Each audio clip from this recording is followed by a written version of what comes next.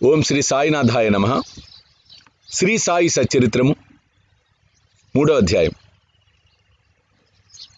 సాయిబాబా అనుమతి, వాగ్దానము, భక్తులకు వేర్వేరు పనులు నియమించుట, బాబా కథలు దీపస్తంభములు, సాయిబాబా మాతృప్రేమ, రోహిల్లా కథ, బాబా యొక్క అమృతతుల్యమగు పలుకులు.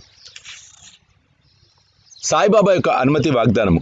వెనుకటి అధ్యాయంలో వర్ణించిన ప్రకారము శ్రీ సాయి సచ్చరిత్ర వ్రాయుటకు బాబా పూర్తి అనుమతి వసంగుచు ఇట్లు నుడివిరి: సచ్చరిత్ర వ్రాయు విషయములో నా పూర్తి సమ్మతము కలదు. నీ పనిని నీవు నిర్వర్తించుము, భయపడకుము, మనసు నిలకడగా ఉంచుము, నా మాటల యందు విశ్వాసమునుంచుము. నా లీలలు వ్రాసినచో అవిద్య అంతరించిపోవును. శ్రద్ధా భక్తులతో వానిని వినిన వారికి ప్రపంచమందు వ్యామోహము క్షీణించును, బలమైన ప్రేమ భక్తి కెరటములు లేచును. ఎవరైతే నా లీలలలో మునిగెదరో వారికి జ్ఞానరత్నములు లభించును. ఇది విని రచయిత మిక్కిలి సంతసించెను. వెంటనే నిర్భయుడైను, కార్యము జయప్రదముగా సాగునను ధైర్యము కలిగెను. అటుపైన మాధవరావు దేశపాండే వైపు తిరిగి బాబా ఇట్లనెను: ప్రేమతో నా నామమును ఉచ్చరించిన వారి కోరికలన్నీయు నెరవేర్చెదను, వారి భక్తిని హెచ్చించెదను, వారిని అన్ని దిశలందు కాపాడెదను. ఎవరైతే మనఃపూర్వకంగా నాపై ఆధారపడి ఉన్నారో వారి కథలు వినినప్పుడు అమిత ఆనందమును పొందెదరు.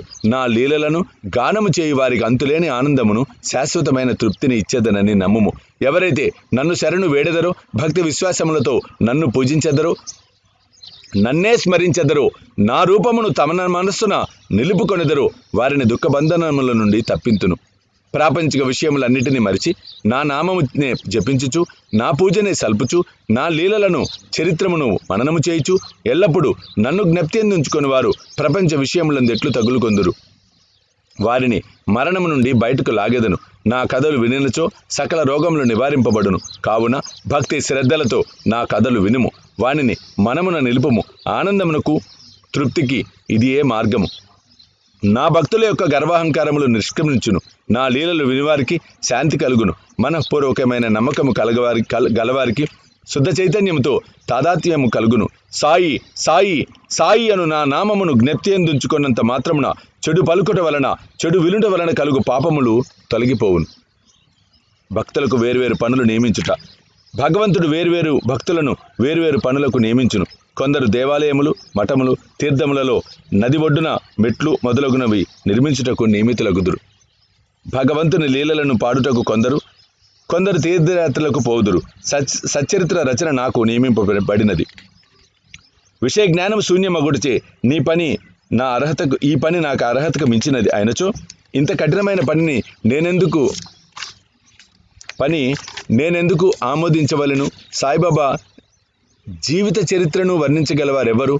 సాయి యొక్క కరుణయే ఇంత కఠిన కార్యమును నెరవేర్చు శక్తిని నాకు ప్రసాదించినది.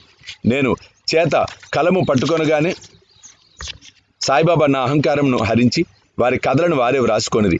కనుక ఈ గ్రంథం రచించిన గౌరవము సాయిబాబాకే చెందును, కానీ నాకు కాదు.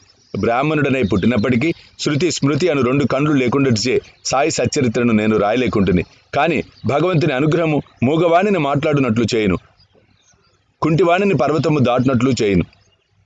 తన ఇచ్చానుసారము పనులు నెరవేర్చుకుని చాతుర్యము ఆ భగవంతునికే కలదు. హార్మోనియంకు గాని వేణువుకు గాని ధ్వనులు ఎట్లు వచ్చుచున్నవో తెలియదు, అది వాయించువానికే తెలియను.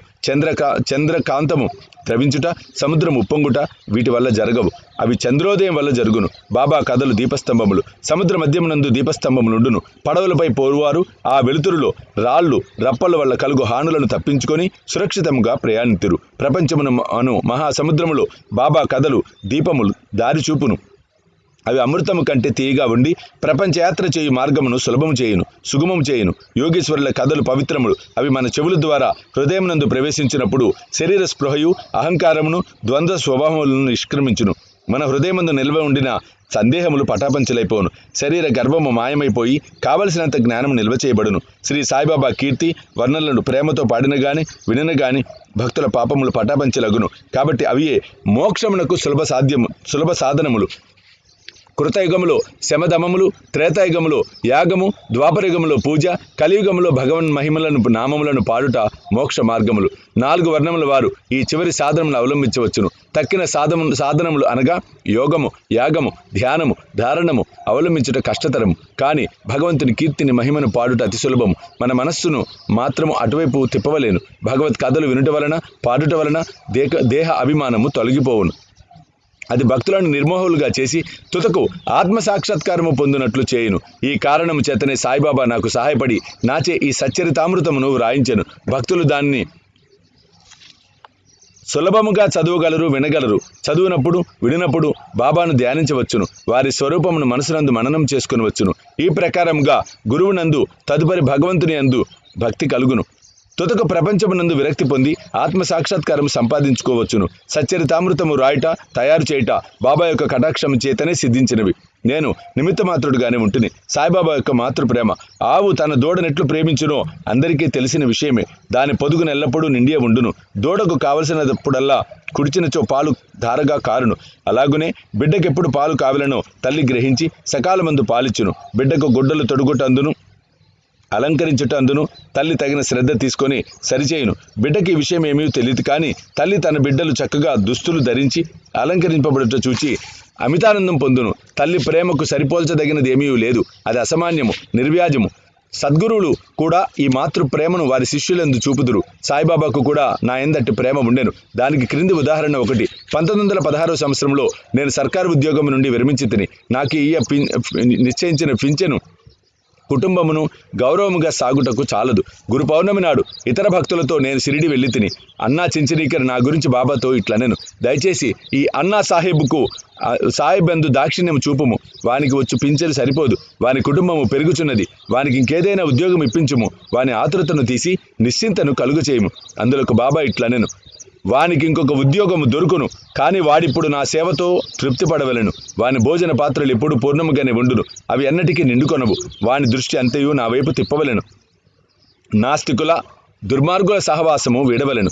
అందరి ఎడల అనుకువ నమ్రత ఉండవలను. నన్ను హృదయపూర్వకంగా పూజించవలను. వాడిట్లు చేసినచో శాశ్వత ఆనందము పొందును. నన్ను పూజించబడును అన్న దానిలో ఈ నన్ను అనగా ఎవరు అను ప్రశ్నకు సమాధానం ఈ గ్రంథం యొక్క ఉపోద్ఘాతములో సాయిబాబా ఎవరన్న శీర్షికందు చెప్పబడినది. రోహిల్లా కథ వినచో బాబా ప్రేమ ఎట్టిదో బోధపడును. పొడుగాటి వాడును, పొడుగైన చొక్కా తొడిగిన వాడును, బలవంతుడు నాకు రోహిల్లుడు ఒకడు బాబా కీర్తి విని ఆకర్షితుడై షిరిడిలో స్థిర నివాసము ఏర్పాటు చేసుకొనెను. రాత్రింబవళ్ళు ఖురానులోని కల్మాను చదువుచు అల్లాహు అక్బర్ అని ఆంబోతు రంకివేయినట్లు బిగ్గరగా అరుచుచుండెను. అందువలన పగలంతయు పొలములో కష్టపడి పనిచేసి ఇంటికి వచ్చిన షిరిడి ప్రజలకు రాత్రి నిద్రాభంగమును అసౌకర్యమును కలుగచేయుచుండెను. కొన్నాళ్ల వరకు వారు దీనిని నోర్చుగనిరి. తుదక బాధ నొరవలేక బాబా వద్దకేగి రోహిల్లా అరుపులు నాపుమని బతిమిలారిరి. వారి ఫిర్యాదును వినకపోవటే కాక వారిపై కోపించి వారి పనులు వారు చూచుకొనవలసినదే కానీ రోహిల్లా జోలికి పోవద్దని మందలించితిరి. రోహిల్లాకు ఒక దౌర్భాగ్యపు భార్య కలదని, ఆమె గయ్యాలిదనియు, ఆమె వచ్చి రోహిల్లాను తను బాధ పెట్టుచున్నదనియు రోహిల్లా ప్రార్థనలు విని ఆమె ఏమీ చేయలేక ఊరక ఉండునని బాబా చెప్పాను. నిజంగా రోహిల్లాకు భార్య లేదు. భార్య అనగా దుర్బుద్ధనియు బాబా భావము. బాబాకు అన్నిటికంటే దైవ ప్రార్థనలందు మికుటమగు ప్రేమ. అందుచే రోహిల్లా తరఫున వాదించి ఊరిలోని వారిని ఓపికతో నోర్చుకొని ఆ అసౌకర్యమును సహింపవలసినదని అది త్వరలో తగ్గునని బాబా బుద్ధి చెప్పాను. బాబా యొక్క అమృత తుల్యమగ్గు పలుకులు. ఒకనాడు మధ్యాహ్న హారతైన పిమ్మట భక్తులందరూ తమ తమ బసలకు పోవుచుండిరి. అప్పుడు వారికి బాబా ఈ క్రింది చక్కని ఉపదేశమిచ్చితిరి. మీరెక్కడ ఉన్నను, ఏమి చేయుచున్నను నాకు బాగా తెలుసునని జ్ఞాపకముంచుకొనుడు. నేను అందరి హృదయములను పాలించువాడను, అందరి హృదయములలో నివసించువాడను. నేను ప్రపంచమందుగల చరాచర జీవకోటి యందు ఆవరించి ఉన్నాను. ఈ జగత్తును నడిపించువాడను, సూత్రధారిని నేనే జగన్మాతను, త్రిగుణముల సామరస్యమును నేనే, ఇంద్రియ చాలకుడను నేనే, సృష్టి స్థితి లయ కారకుడను నేనే. ఎవరైతే తమ దృష్టిని నా వైపు త్రిప్పెదరో వారికి ఏ హాని కానీ బాధ కానీ కలుగదు. నన్ను మరిచిన వారిని మాయ శిక్షించును. పురుగులు, చీమలు తదితర దృశ్యమాన చరాచర జీవకోటి అంతయు నా శరీరమే, నా రూపమే. ఈ చక్కని అమూల్యమైన మాటలు విని వెంటనే నా మనసులో ఏ నౌకరి కొరకు యత్నించక గురుసేవలో నిమగ్నమగుటకు నిశ్చయించుకుంటుంది. కానీ అన్నా చించనీకర్ ప్రశ్నకు బాబా చెప్పిన సమాధానము నా మనసందు ఉండెను. అది జరుగునా లేదా అని సందేహము కలుగుచుండెను. భవిష్యత్తులో బాబా పలికిన పలుకులు సత్యములై నాకు ఒక సర్కారు ఉద్యోగం దొరికాను. కానీ అది కొద్ది కాలం వరకే. అటు పిమ్మట వేరే పని చేసేది ఏదీ చేయక శ్రీ సాయి సేవకు నా జీవితం అంతయు సమర్పించి తిని. ఈ అధ్యాయంను ముగించబో ముందు చదువరులకు నేను చెప్పినదేమన్నా, బద్ధకము, నిద్ర, చెంచల మనస్సు, దేహాభిమానము మొదలగు వాణిని విడిచి వారు తమ యావత్ దృష్టిని బాబా కథల వైపు త్రిప్పవలెను. వారి ప్రేమ సహజముగా ఉండవలెను. వారి భక్తి యొక్క రహస్యమును తెలుసుకొందురుగాక. ఇతర మార్గములను అవలంబించి అనవసరముగా అలసిపోవద్దు. అందరూ ఒకే మార్గమును త్రొక్కుదురుగాక. అనగా శ్రీ సాయి కథలను విందురుగాక. వారి అజ్ఞానమును నశింపచేయును. ఇది వారి అజ్ఞానమును నశింపచేయను, మోక్షమును సంపాదించి పెట్టును. లోబి ఎక్కడ ఉన్నప్పటికీ వాని మనసు తాను పాతిపెట్టిన సొత్తు ఎందే ఉండునట్లు బాబాను కూడా ఎల్లరూ తమ హృదయములందు స్థాపించుకొందురుగాక. 3వ అధ్యాయం సంపూర్ణము. శ్రీ సాయినాథార్పణమస్తు. శుభం భవతు.